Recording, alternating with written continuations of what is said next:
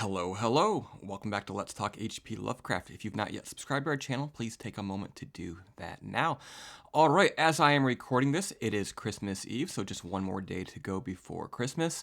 If you celebrate, Merry Christmas, and what better way to celebrate the Christmas season than by reading another Lovecraft story.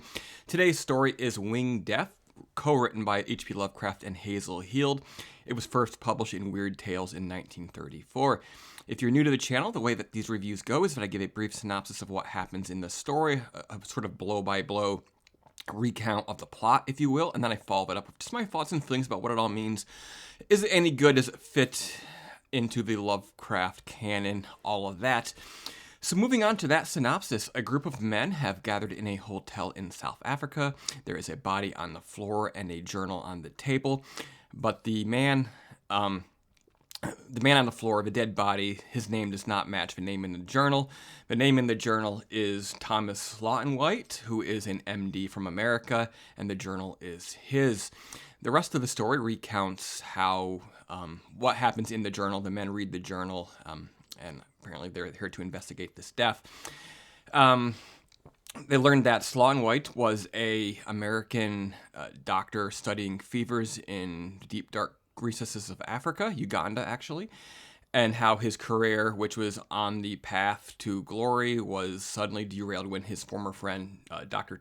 Henry Moore, accused him of stealing another man's work, a recently deceased doctor's work, although he claims that he came by the same research independently. The journal details how, after this happened, Lawton-White decides that he's going to kill Moore, and he thinks he's come up with the perfect solution. He decides that he's going to breed deadly African disease-carrying flies that he's encountered, crossbreed them to make them less identifiable, and then dye them to make them even less identifiable, and then send them to his former friend Moore in America. He pulls all this off. He does it, and it takes 3 months, but eventually he gets news that Moore has died, and then things get a little bit weird. He has heard this African folklore about after being bit by these flies, the locals believe that the fly, if you die, your soul could be transported into the body of the fly, and you could be trapped into the fly for the rest of your existence.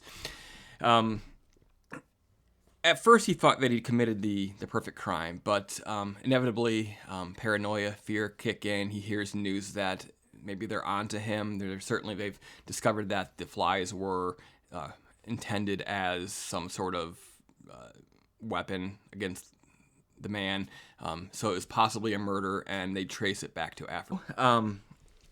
So moving on with his plans, having prepared for the worst, he assumes a fake identity, and he goes and he hides out in a hotel in South Africa. Over the next 5 days, he is increasingly gripped by terror as a strange-looking fly shows up, and no matter what he does, he can't kill it. And it seems like through dipping its its feet in ink, the fly is in fact writing a countdown on the ceiling, 5, 4, 3, 2, 1, and finally 0. He does everything that he can to try and kill the fly to no avail. Finally, he decides, I have the chemicals in my bag, I can create chlorine gas and try to kill it that way. And shortly after we caught back up to the present, the group of men who are reading the journal are there. They discover a dead fly in a bottle of ammonia. They also discover a message on the ceiling revealing that, in fact, the legends were true.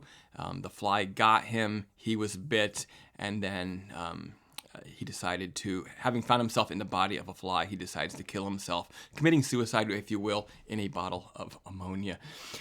Okay, so this is Lovecraft's answer to the Telltale Heart.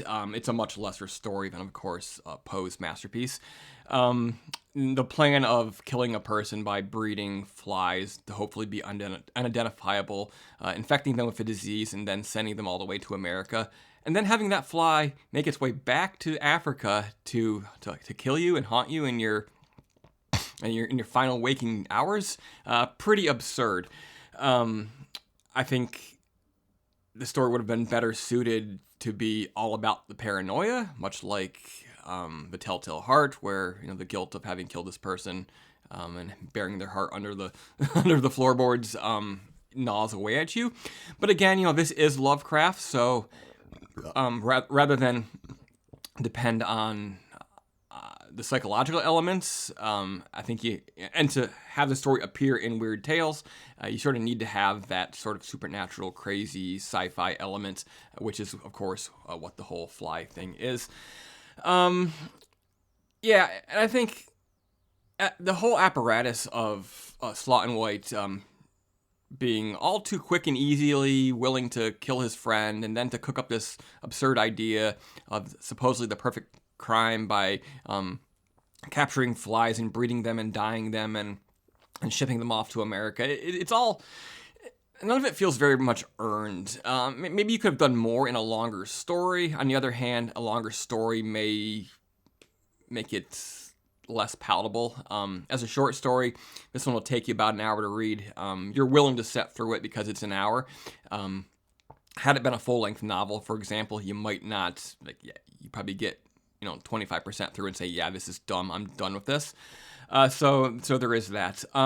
Definitely not one of Lovecraft's better stories, but again, as an hour read, it's still pretty fun. It's not one that I'm likely to ever go back to. I'm not going to go back to it like the Case of Charles Dexter Ward or the Dunwich Horror or stories like that. The truly great masterpieces of Lovecraft's canon. But again, fun, and if you're a completist like me, you want to read it at least once, and you should do that if you are indeed a completist. All right, next time, which will be probably right after New Year's, we'll be reading The Horror in the Museum, so be sure to come back and see what that is all about. Until next time, Merry Christmas and keep it creepy.